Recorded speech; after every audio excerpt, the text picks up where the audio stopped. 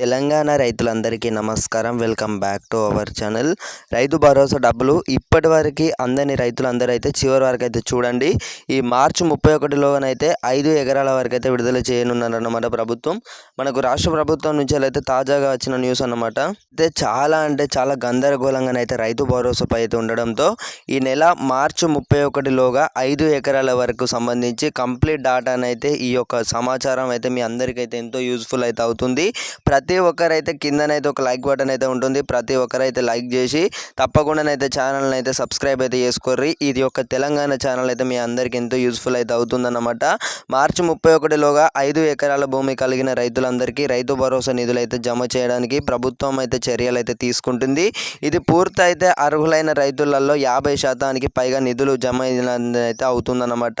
చిన్న సన్నకారు రైతులందరికీ పెట్టుబడి సాయం అయితే పూర్తవుతుందని అయితే అధికారులు అయితే అంచనా చేయడం అయితే జరిగిందన్నమాట. ఇప్పటి వరకు చూసుకున్నట్టయితే రాష్ట్ర ప్రభుత్వం అయితే ఏప్రిల్ 2వ వారంలో నిధులు పంపిణీ అయితే పూర్తి చేయాలని అయితే అంటే ఇప్పటి వరకు చూసుకున్నట్టయితే 10 ఎకరాల వరకు అయితే విడుదల చేయనున్నారని అయితే ప్రభుత్వం అయితే ఆలోచిస్తుందన్నమాట.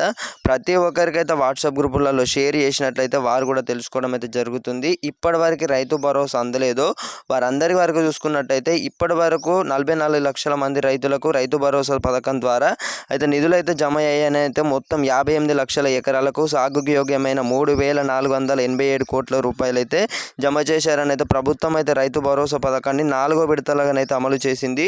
మొదట విడత కింద 17 లక్షల మందికి అయితే జమ చేసినట్లయితే తెలుస్తుంది. 557 కోట్లు జమ చేసింది. రెండవ విడత కింద 13 లక్షల మంది రైతులకు 18 లక్షల ఎకరాలకు 1,091 కోట్ల రూపాయలు అయితే మూడవ విడత కింద 10 లక్షల మంది రైతులకు 21 లక్షల ఎకరాలకు రూపాయలు 1,269 కోట్లు అయితే జమ చేసిందన్నమాట. ఇక 4వ విడత చూసుకున్నట్టయితే 9 లక్షల మంది రైతులకు సుమారు 1,000 కోట్ల రూపాయలు అయితే అవసరమైన అయితే లెక్కించారన్నమాట.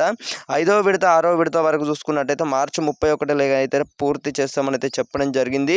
అయితే ఇదిలా ఉండగా రూపొందిస్తున్నారన్నమాట. ప్రతి ఎకరాకు వచ్చేసి 6,000 రూపాయల చొప్పున అయితే ఎకరాకు సాగుకి యోగ్యం కాని భూములను అయితే పూర్తినైతే రైతు భరోసాను అయితే నిలిపివేయడం అయితే జరిగిందన్నమాట.